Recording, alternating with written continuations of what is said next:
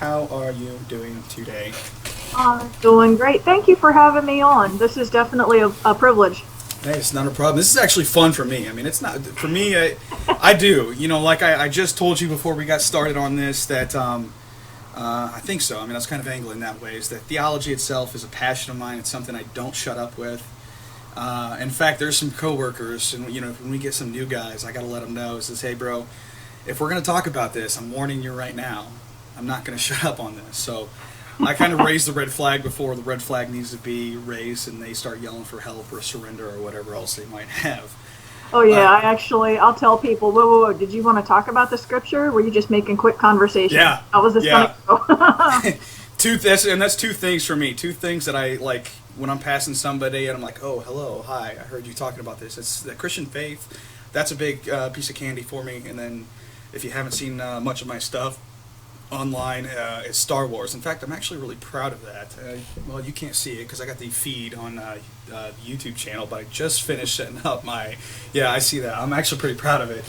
No, I just finished setting up my shelf right behind me. For those of you who are seeing this, you can admire. But anyways, those are the two things I have now.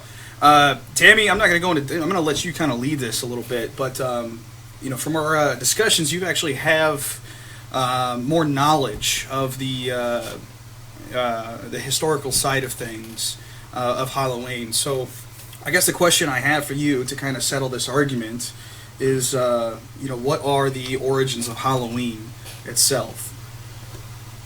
The origins of Halloween are based in Celtic legends, and there is within the Irish mythology, Celtic mythology, a guy whose last name is Donn, Donn, and he was a sailor, and he landed on the Isle of Voin, and him and his guys made their way to the town called Tara.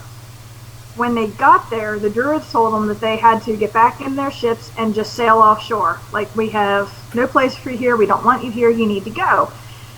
So they sail their ships out, and according to legend, it's the length of 9 waves. And the ship winds up in a storm, gets broken to pieces. Donn gets drowned along with 24 of his guys. They find his body and they bury him on the Skellig Islands off the coast of Kerry. Now, Mr. Star Wars freak, you should know what the Skellig Islands are. That's where they filmed part of the Star Wars, where Rey meets Luke. That's Skellig Islands. Oh, really? Okay. Hey! So there you go. Yeah. So, like, that's the stuff I don't know about is the... See, that's why I have a t-shirt from there, because I'm a geek. Awesome. So, this guy, Donn, he is one of the first to be recognized as meeting his death in Ireland, that they had a name for.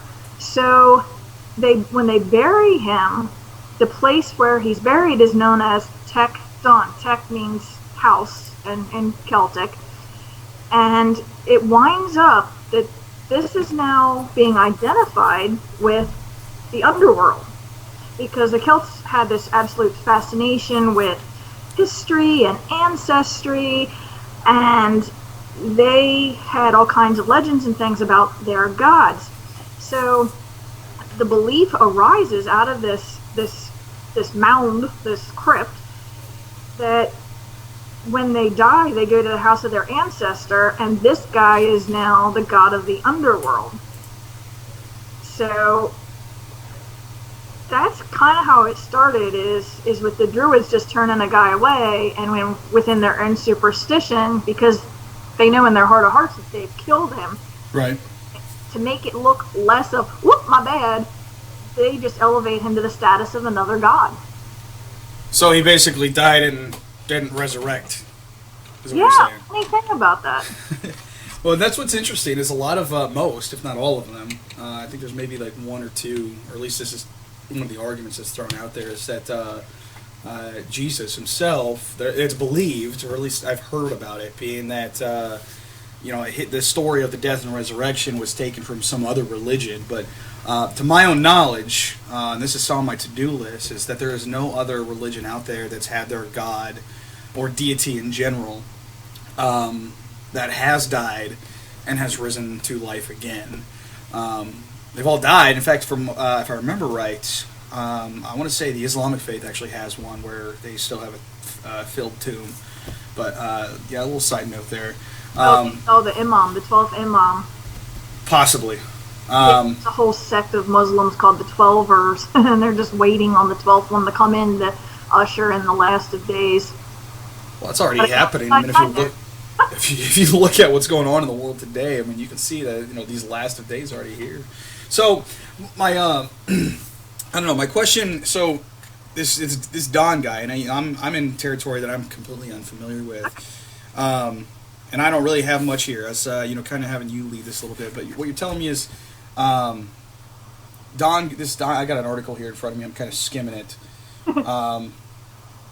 like really like bits and pieces. But I don't know how Don fits into Samhain, which is the Celtic Day of the Dead.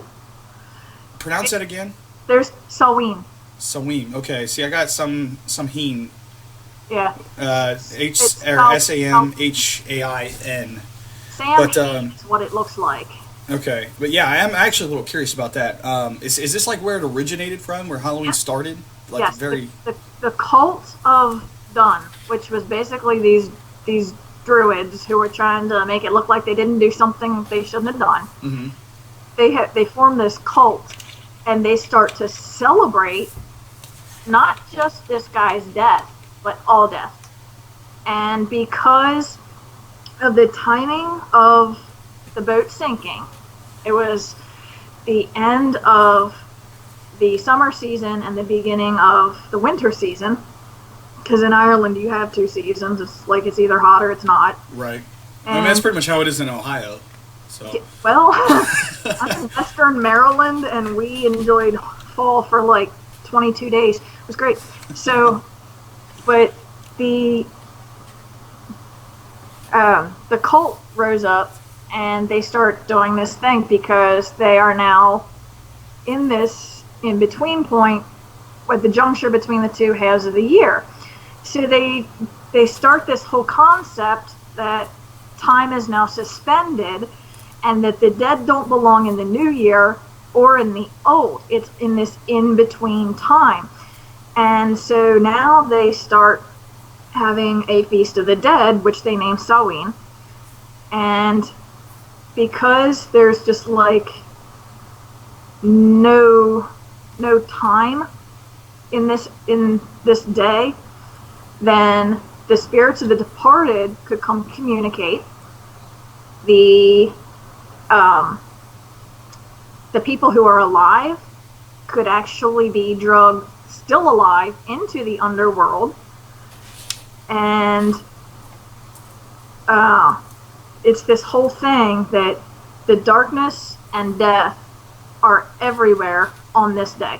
This is like you said, being the in-between. This is not it's not the hot season, it's not the cold season, but for this like microscopic moment that you're stepping through, they've got access. Yep. Okay. So what they would do to get rid of the darkness was they would light fires.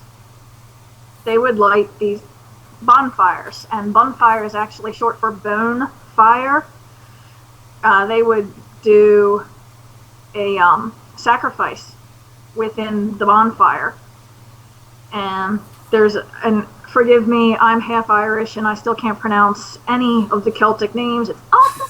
That's all right. I got Irish blood in me, and I don't know a thing. There's a place, TLACHTGA. Good luck with that. Sounds like a TV station. It's exciting. So they would like TUATHA? TLACHTGA. Yeah, I got nothing. I'm looking at this article that I pulled up, and there's nothing that resembles. And see, this is the stuff you don't find on History Channel. This is the stuff mainstream doesn't talk about. History Channel. That's like pseudoscience, anyways. I mean, I don't follow it, but aliens. Yeah, exactly, exactly. I've actually got a 3-hour video, and if anybody watches this that likes aliens, that believes that we came from aliens, or has any sort of acceptance of the conspiracy. There's a 3-hour video. I'll actually try to remember to put that in the link. And it's this guy that goes through and he drills apart some of these things that Ancient Aliens throws out there. And they say, Ancient Alien says, oh, there's no way that this could happen. Or, you look at this piece, it looks like aliens made it. And then you got this guy that's an archaeological scholar. And he got into art as well. He basically said, no, this is where it comes from. And he gives a whole entire spiel about that. So, it's concerning to me about the stuff that History Channel throws up there. It's like, you guys are just kind of wanting to grab the attention. So, I am convinced, and you even see that today in educational systems, educational elements, that it's basically turning into a pseudoscience. We're going to tell you something and make it so it sounds real. Well, there's an amazing book by a guy called John Gilroy, and it's called The Celtic Fire Festival, and it's got that name on it, TLACHTGA, and that's actually where I got a lot of my information from when I first started being fascinated by all this. Mm-hmm. So if you want to get down and dirty, sometimes you got to go to the third page of a Google search to find the real information. Right. So what'd you say this guy's name was? John Gilroy. Gilroy. Okay. I don't know if it's still available or not. I just have all my notes in front of me. My bookshelf looks like a library. Mine too. It's actually one of the things I'm planning on doing is making... I have a library going on right now. It's a one-shelf library, but to me, reading through those books, and it's also my to-do list because there's a bunch of books I haven't touched yet, but I came from a guy that hated books as a child because it was my kryptonite to being a guy that can't get enough of it. In fact, my girlfriend... One of the first gifts she got me was the Baker's Illustrated Bible Handbook. I was telling her it's like the last thing I needed to fill my collection, and next thing I know, she's giving it to me, and I'm like, oh my gosh, you're amazing. So I'm gonna look through this. I'm gonna continue going on here. I got a little commentary that I'll share here in a minute. But I'm gonna try and find this book. See if we can't get this. See if we can't throw this online. So where did this Theco? I don't know. Keep going. I can't remember what that word was. Okay, so basically, they've got a bonfire lit at this place that I can't pronounce, and it's this signal that everything's cool, and now the other fires in the area could be lit. And I don't know if you're familiar with Lord of the Rings. Like when the bonfire's lit and it lights the whole mountainside up. Okay. That's kind of what this looked like. It was a public celebration of the victory of light and lighting their household fire. It marked the feast. Now, once all the fires are lit, the spirits of the dead ancestors are welcomed back home with safety, and they have no threat. And that's how Halloween got started, was the bonfire. And what they would do was they would take every family member, when the bonfire burnt itself out, they would put food in the ashes, and every member of the family would take a rock, and they would put the rock around the edge of the ash ring. And the next morning when they got up, which would be November 1st, if anybody's rock was moved, that person was going to die within the year. Okay. See, I have I have something here. Actually, I'll read this here in a second because I thought that was kind of interesting when I was putting this. From what I'm reading here, that specific practice originates in Wales, but this paragraph here says many of the customs of the pagan Celts survived even after some of this became quote unquote Christianized. In the 800s A.D. So this would be in the the 1800s. That's something of centuries. So that'd be in the 9th century. The church established All Saints' Day on the 1st of November. About 200 years later, they added All Souls' Day. This day was to be set aside for people to pray for friends and family who had died. And there's a red flag right there. Oh, they're dead. It's like, yes. Hey, baby. Sorry, that messes me up. No, yeah, I mean, I'm the same way. I mean, I hear stuff like this, and just the certain practices make me twitch. People made many of the old pagan customs. Here's what I mentioned before we got started. They made some of these pagan customs part of the Christian holy day. Some people put out food for their ancestors and left lanterns burning in the window so that the ghosts could find their way home for the night. Which that alone, I mean, in a worldly sense, I can understand. You're blinded, you see nothing but darkness. But a person who's dead doesn't need. I don't know. I mean, I've never been dead, but I'm pretty sure I don't need a candle to get around. There is another reason they would leave the food and stuff outside their doors, though. What's that? It comes from the Druid priests, and the priest would teach that the Lord of Death would gather all the souls of people who died during the year and that had been condemned to live in the bodies of animals. Yeah. So like Fred down the block dies, and now he's in Bessie the cow. And they're thinking, I'm ridiculous, sorry. No, it's all right. What they're saying is the Lord of Death goes through, and now he's grabbing Bessie the cow, which is actually Fred. And if you leave food out on Fred's behalf, the Lord of Death can now probably give a lighter sentence to Fred because you did this thing. So what you're telling me is because you left a hearty piece of meatloaf there for this god of the dead, Fred's not going to be punished as much as he should. Basically. So awesome. And part of the reason the Druids did it was to get people to be friendlier to each other, to culminate a greater sense of community. And that's not a horrible thing, except the way that they went about it was through fear.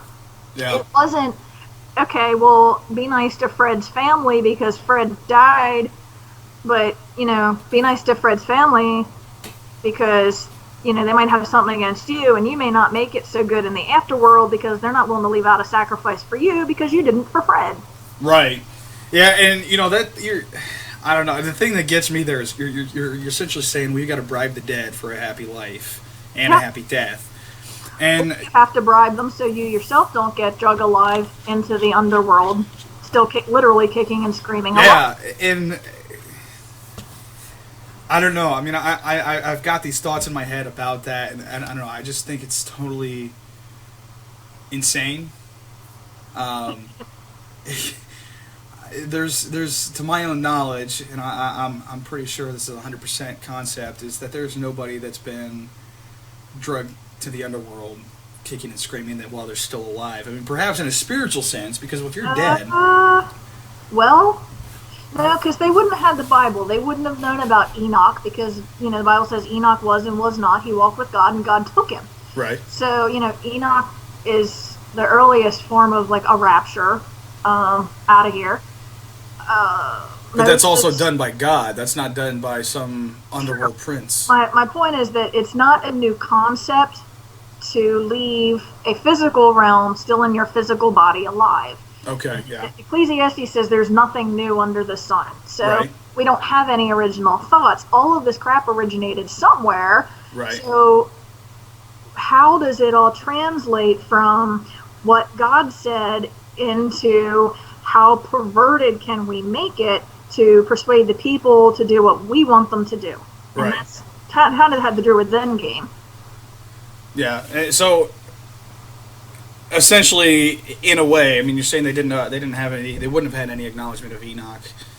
But what you're telling me here is that it could also be done in a spiritual sense as well. That, like you're saying, nothing new under the sun. That all these elements originated somewhere.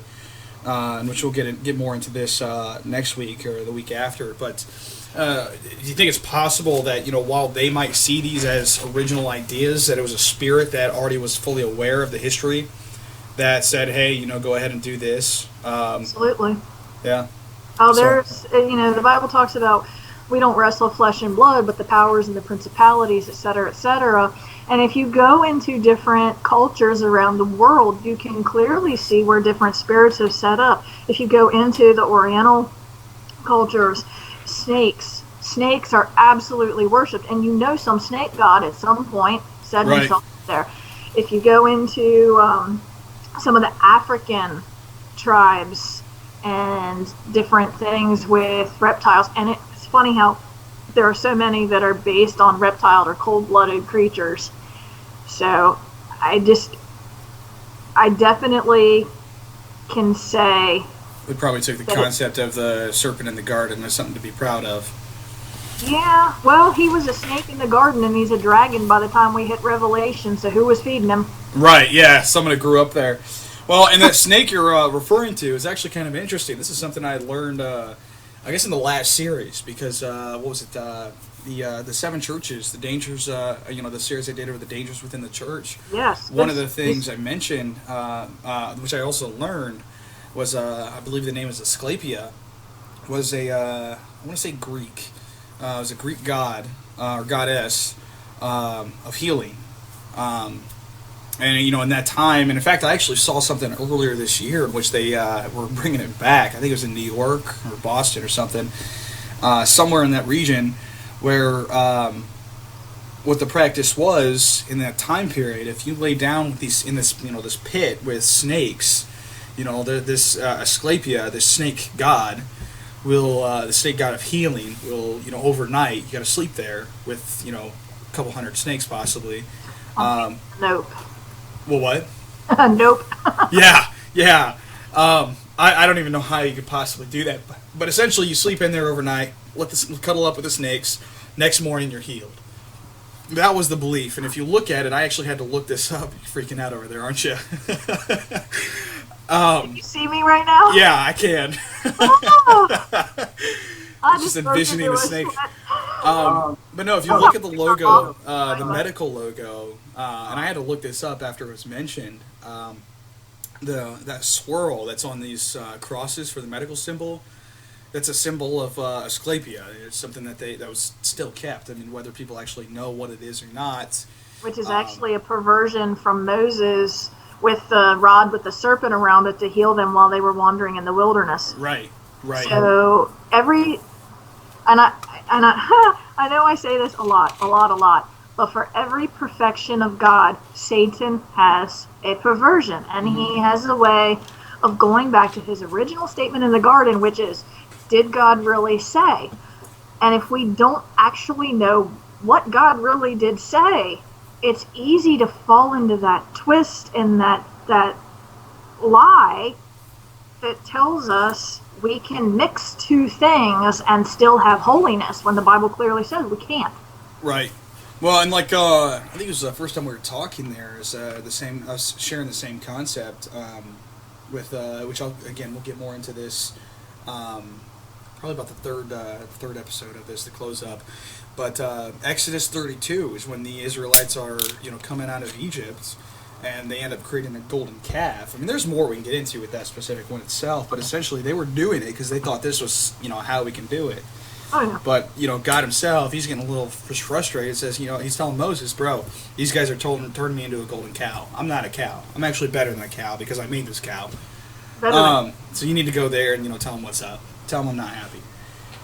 But yeah, I mean, that's essentially what happened there. Is God is furious. Like, these people are thinking in their minds, and they're coming from pagan origins, and they're thinking that, okay, well, as long as my heart's into it, then it's a good concept and it's okay to do, because I'm recognizing God, the Creator, the true Creator, while I'm doing this.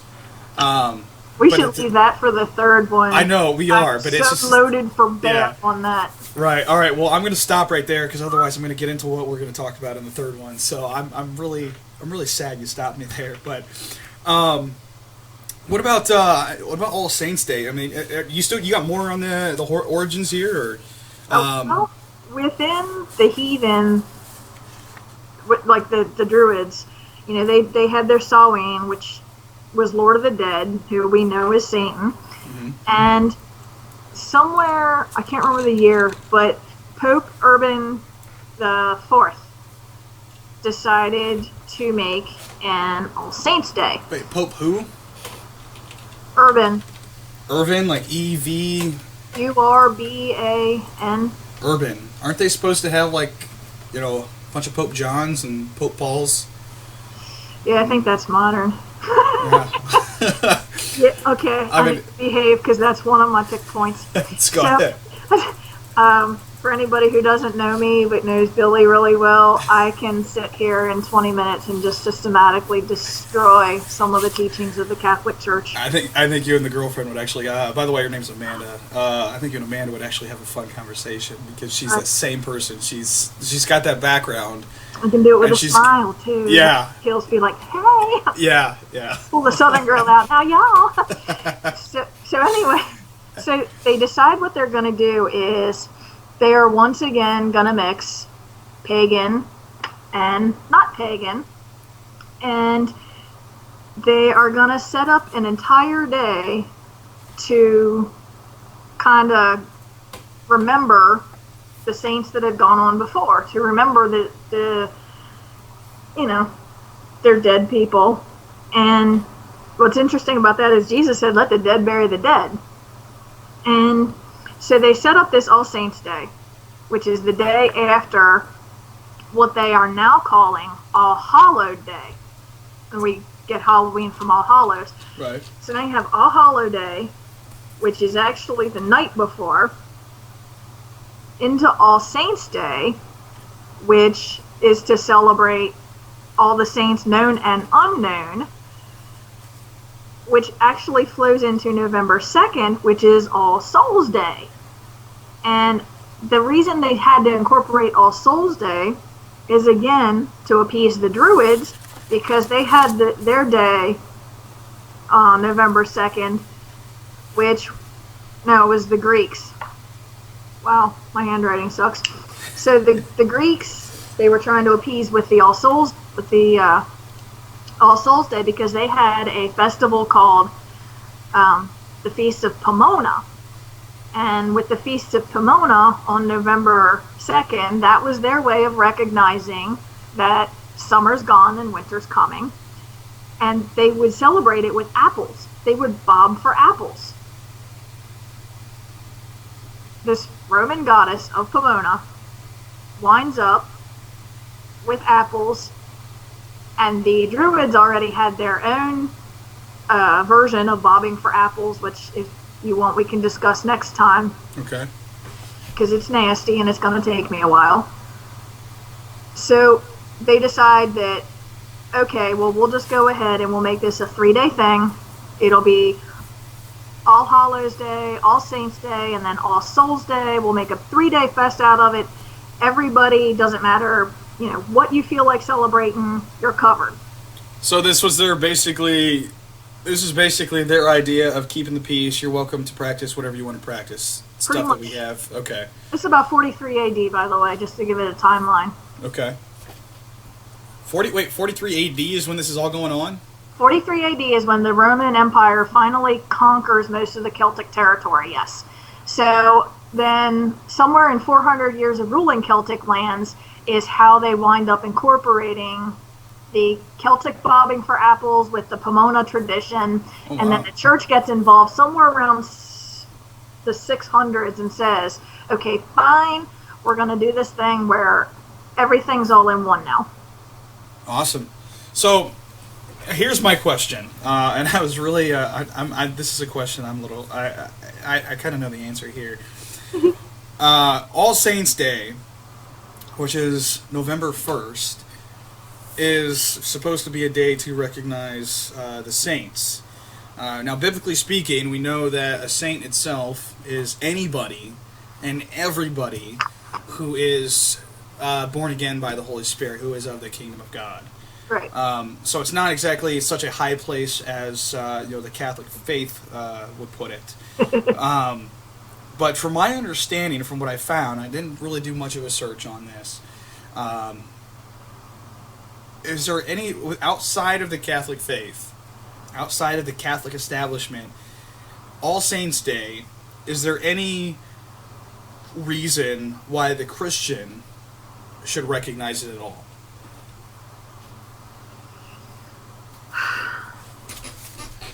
For All Saints Day? Yes. In the context of the Catholics' means of worship, I would say no. But for me, if you would want to take a day, the Bible says give honor where honor is due. You can thank God for putting those people into your life. But see, at that point, you're not giving the people that you want to honor the place of God. You're thanking God for those people. And there's a significant difference between praising God and praising the things of God. Right. Well, and like there's a I think I don't really see how it should be recognized as such. Not just because it's recognized as a Catholic establishment, or that it has the Catholic faith, which established it. But if you're saying to recognize, to give honor to God on this for the people who have been in your lives, I mean, this should really be something in which we do every day. I was actually just recently listening to, still finishing it up, a podcast by John MacArthur. Love his work. I'm turning into a little bit of a fanboy. But he's going over, I think it was recorded in the 90s or something. He got all the stuff all the way back from the early 90s, late 80s, back when cassette tapes were still there. That's on his list. But one of the things he's going over was the Lord's Prayer. And essentially that's the structure of what a prayer should do, and how he's going over with. He basically got to the point where he said, I was getting frustrated so much with this, because he finds something out, he puts these notes together for this one angle of it, and then he sees something else, and then he sees something else, and finally he says, he's just get his notes done by Friday night, but Saturday night he's still working on them, and he's got to present them on Sunday morning. So it's like all week he was working on this, and there's like 5-6 different angles in which you could see this, but specifically, the structure, our Father who art in heaven, you're recognizing who he is, where his dominion is. Hallowed be thy name. Holy, your name is supreme, your name is above all. And then it gets into, forgive us this day our daily bread, and forgive us our trespasses, and let us forgive those who trespass against us. Now, I got to be honest, I'm actually kind of feeling it myself. I don't like hearing the Lord's Prayer. And it comes from the background of the Catholic Church. And we're going to have to do another series on this, because it seems like we're throwing the Catholics in here quite a bit. But in general, so on the heels of the Halloween one, maybe we should do the Jesuits. Yeah, we can actually do that. We'll have to throw that in there. Figure that out. We'll talk about this afterwards. But essentially, you need to give thanks to God. Not just one day out of the year, but every day. So, every day in your prayers, thank for what he's doing in your life. And the people who have been in your life should fit into that. Give us our daily bread. Give me what I need, and allow me to be thankful for that, for what you have provided. One of the things I share, which is it's becoming a personal thing of mine, is that the scriptures tell us to consider it pure joy when you face all sorts of trials. But I see that because, be happy and feel blessed for it. It sucks. It absolutely does. When little Fluffy ends up dying, or, your Fred's being, turned into a cow. But I can see that sucking. Yeah, but at the same time, like you're saying, the joy that you find in there is it's a hardship. But in the long run, whatever is happening in your life, that's bringing your character out. Yeah. And it's helping you learn more about who God is. And I think that's what I'm getting at here is every day, every trial, find that thanks. Not just this one time of year, such as All Saints Day, where we're recognizing it and say, God, more power to you. Do more power to you every day. But to me, that's a lifestyle of worship, because worship isn't just a couple of songs that you do in church that have a slower tempo. Right. Worship is a lifestyle that recognizes that God is the most important thing of your life, and that you would choose to be what he would have you be, to be holy as he is holy. And I don't have a problem with setting aside one day, like in All Saints Day, to thank him for people in my life, because God himself actually set aside certain days. They're called the Moedim, and it's the feasts of the Lord. And he said, I set up the times. And he didn't set times up for himself, because he's outside of time. He gets it. He's everywhere. He's omnipotent. He's omniscient. But he set it up for us so that we would already have something designated to look forward to And I get a kick out of people that, okay, we're back on the Catholic Church. They're like, okay, well, I can go do all this stuff, and then I'll just walk in and I'll confess it all, and I'm good again. Because, see, they're looking forward to that time where they can just get rid of everything that they did that was bad. But and start all over the next week.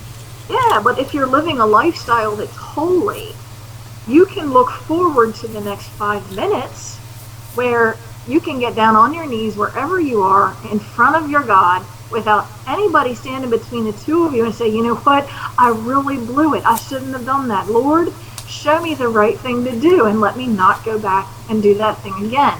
Right. And that's the daily thing, is just being able to say, wow, I really messed up.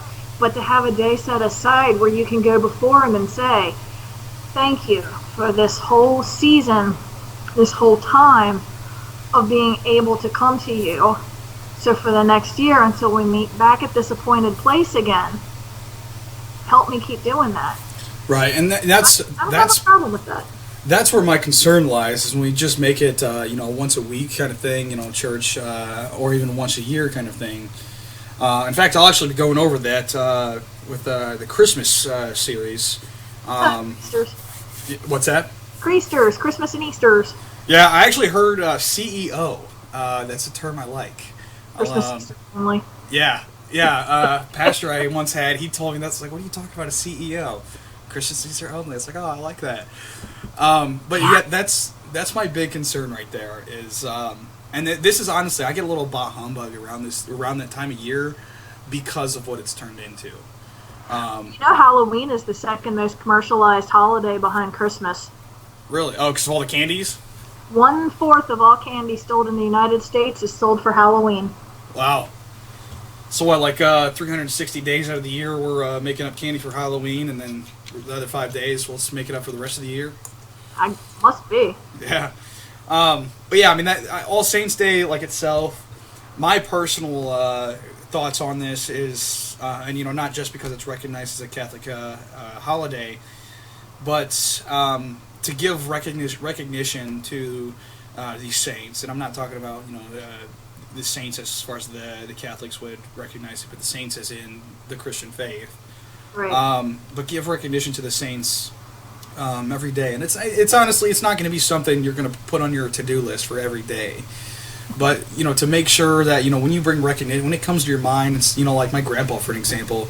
He died back in January. He's not on my mind 24/7, but he does come to mind a lot. He was a big impact, and I'm so blessed to have him. In fact, I actually wish he was still around, so because I was wanting to get ordained, for him. I don't know, in a sense, I really looked up to him, and he was ordained. So I was like, man, I want to too. But him as an example, he's not somebody I recognize, that I see or talk to or think about or talk about every single day, but he comes to my mind a lot. I recognize him a lot, and I give thanks to God for him being in my life. And I know full well where he's at. He is a man of God. And every time he comes to my mind, I think is like, I wonder what he's really doing right now. Like at this specific moment in time. Yeah, I play that game too. I have people waiting for me. Mm-hmm. So, yeah. But, by taking the CEO concept with All Saints Day, I think that's where it becomes the issue. Where, like you were saying, I'll see you again next year, God. Nice talking to you. Punch that time clock, baby, and eat the Baptist of the Cracker Barrel. Yeah. Sorry, Waffle House? I don't know. There's a contest in Maryland between Cracker Barrel and Waffle House. I don't know. I'd have to go with Cracker Barrel. I'm not a really big fan of Waffle House. They're literally sitting side by side. Are they? In my town? Oh, yeah, literally side by side. So if you can't decide, you just do eeny, meeny, miny, mo? They share a parking lot. It's great. Okay, so this little quote here, I'm going to share this paragraph here. It says, All Saints Day, All Hallows Day. I'm trying to fast forward. There's some of the stuff you've already mentioned here. The emphasis, the word Halloween is derived from All Hallows Eve, as you mentioned. The emphasis on spirit, goblin, witches, and other dark images come from the supposition that the dark forces were especially active during All Saints Day, or before All Saints Day, just active, so this whole transition period in which you're referring to. The practice of trick-or-treating dates back, this is actually kind of cool, to the Middle Ages, when poor people would go door to door begging for food in exchange for the prayers of that, which, again, that's what you were mentioning as well. I thought that was going in a different angle. But, here I have a piece of candy. I don't have any, meatloaf, but here's a piece of candy. Ooh, piece of candy. I had to. It's like, every time you hear that, it's like piece of candy. It's like, ooh, piece of candy. But here you go. This is referring to All Saints' Days. It's that the Bible itself teaches that the dead in Christ are alive, and it nowhere teaches us to ask for their intercession.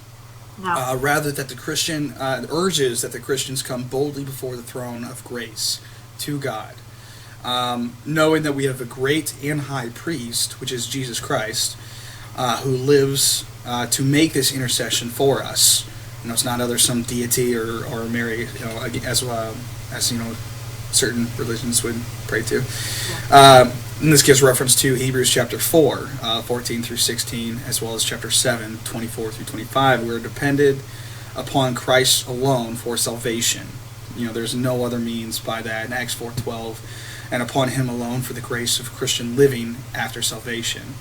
And the Bible speaks of Christ as being this one mediator between God and man, 1 Timothy 2, verse 5.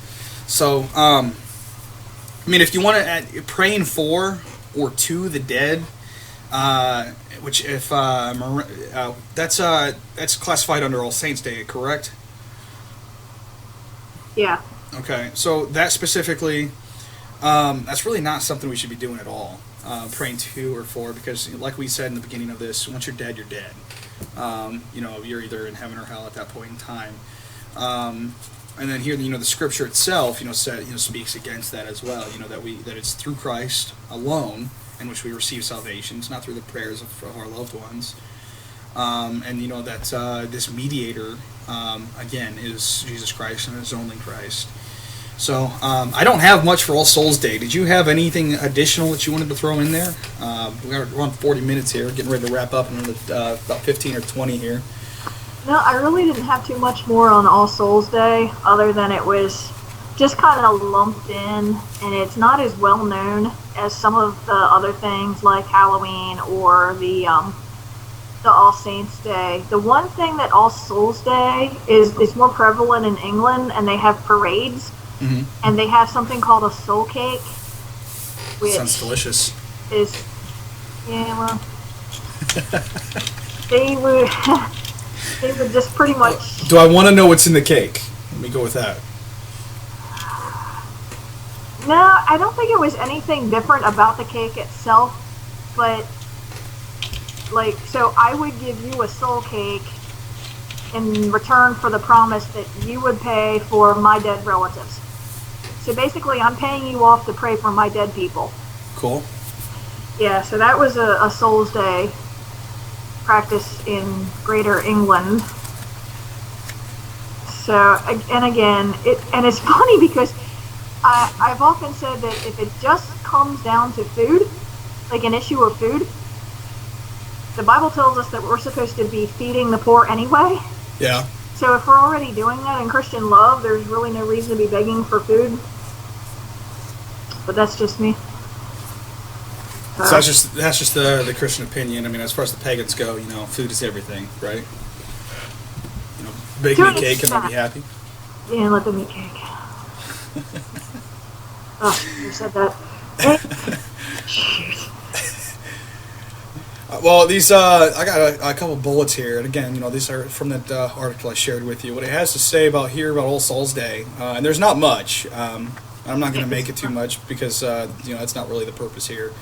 But I guess a little fun facts here says that the church holiday designed, or a church holiday designed to commemorate, which is All Souls Day supposedly, commemorate the loved ones who have died. Different branches, have different histories about it. The Roman Catholicism says that the official name of All Souls Day in the Roman Catholic Church is, oh gosh, I don't even know if I can pronounce this word. Oh yeah, commemoration. I had to break it down. Oh. The commemoration of the faithfully departed. It's like that. Yeah. I'm sorry. Basically, like the first day you're praying that you don't get drug in yourself while you're still alive. The second day is to pray to all the people who are better than everybody else, and the third day is to just pray for everybody else who's dead. Basically. Awesome. Sounds like it's a whole entire, I want to say a holy celebration, but that's, giving it too much credit. Hallowed said, no, it's still saying the same thing. Sounds like pagan legalism. Yeah, exactly. Yeah. Since originally this feast was a day to celebrate around Easter time, but was eventually moved to November the 2nd after All Saints' Day, unless the 2nd falls on a Sunday, which in that case, All Souls' Day would be moved to the 3rd. Interesting. I mean, it probably has something to do with, the supposed Sabbath. To do with how much money the church can take in. Actually. Yeah, let's take money in on Sunday, and then let's go hit them again on Monday. Pretty much. Roman Catholics pray, celebrate Mass, visit cemeteries, almost said seminaries, visit cemeteries, and give alms in memory of those believers who they believe are held in purgatory. Interesting. And hopes that their souls would be released to heaven. And the rest of November is also spent on praying for the dead. Now, according to Eastern Orthodoxy, I can't even pronounce my words right, tradition says that in 893, the Byzantine Emperor Leo VI, those are actually really cool names. We need to bring those back. Leo VI, not Henry VIII, but, just the numbers. It's like, what's your name? Bill. All right, you naming your kid Bill? Yeah, and my grandson, too. Bill 2.0. Right. I'm better than him. I'm more efficient, stronger. He's old, weaker. Anyways, Leo wished to dedicate the church to his wife, or dedicate a church to his wife, and he was denied. So he dedicated it to All Souls, ensuring that she would be remembered in the celebration. A feast once devoted to the martyrs who was altered to include all the faithful. Orthodox Church celebrates All Souls Day several times throughout the year, including 4 times around Lent. Now, the Protestants, Protestantism, the word itself sounds weird. Protestantism. Protestantism.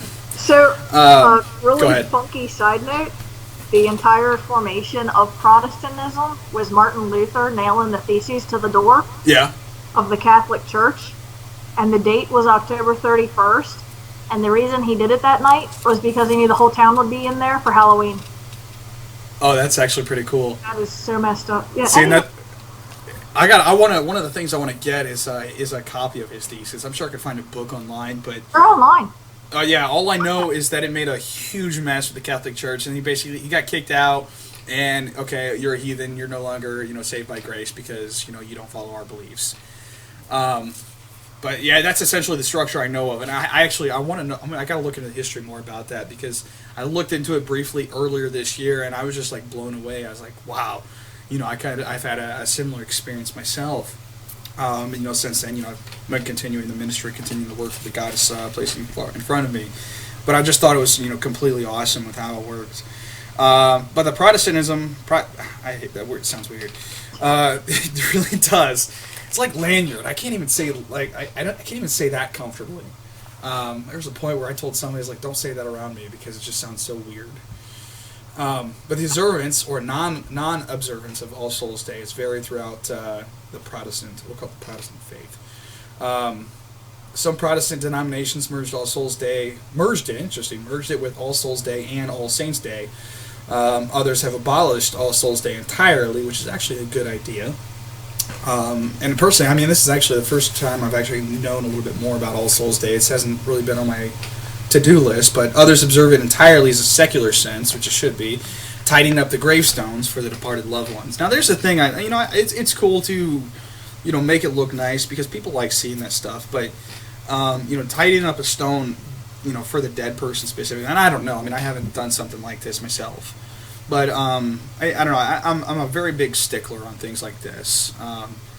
Like we're going with them. You're praying for the dead. Make sure they look nice and everything. It's good. At a funeral, make them look presentable. You don't want them in their pajamas. Everybody's got so. I tidy up my husband's tombstone just for me. Yeah. Like I go out and I trim around it, and then, and as previously mentioned, I stand there and I thank God for having given me a godly man, and that I know that I'll see him again. Yeah. So I do that for me. It's not a legalistic thing. It's not a boy, I think that's what he'd really want me to do. Yeah, and again, that's like my concern there, and I've got nothing. There's nothing inherently wrong with it. It's just, I said, I'm a nitpicker myself. And, I'd be concerned, and I would have people hold me accountable if I had to go out every third Saturday at 10 o'clock with this pair of scissors and this kind of flour. You know what I mean? If it turned into something, this is the way he likes it, kind of thing. Right. Yeah. But for now, it's just like, okay, I'm on my way to work, and the sun's actually finally out, so I think I'll stop by and make sure everything's cool. Right. Yeah, and like stuff like that, I'm totally cool with, which we'll get more into that. By the way, from the sound of things, I'll tell you more about this once we get off air here, which we're going to have to close up here. We're on 52 minutes. From the sound of things, by the way, don't take it into offense. Girlfriend knows the purpose of this, and actually I'll just go ahead and share this right now. Your husband, from the sound of things, was a unicorn, and I share that. The point of that is I know go ahead and take a minute to gather yourself. Even the cat stared at me. No, I was actually called that. I think it was earlier this week. Earlier this week. Amanda, she's like, "Yeah, you're like a unicorn." I was like, "What's that supposed to mean?" It's like they're like one in a million. You don't find them all the time. It's a rare creature. She's referring to the concept of a godly man, as I told you. She enjoys the theological discussions, but So I by my own, I'm molding a definition around this. But any person who is a true godly man, heart for the Lord, is a unicorn. So because they're rare to find. Because I've done a teaching on how I think unicorns are. One of the ways of breaking us all down to really? The horn of the Antichrist when he gets here. You'll have to share that another time. All right. I'm going to go ahead and close up here. If you give me a minute, we can have a nice chat about that.